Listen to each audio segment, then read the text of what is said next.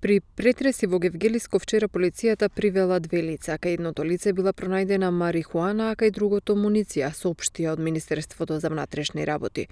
При претрес на дом и помошни простори во село Моин Гевгелиско, во кој живее БГ 46 години од Гевгелија, во дворот биле пронајдени насад со растението канабис сатива, а во дневната соба биле пронајдени 4 пакувања со растителна материја марихуана.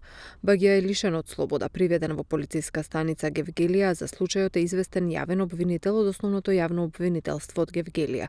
По комплетирање на документацијата против него ќе биде поднесена кривична пријава по член 215 од Кривичниот законник.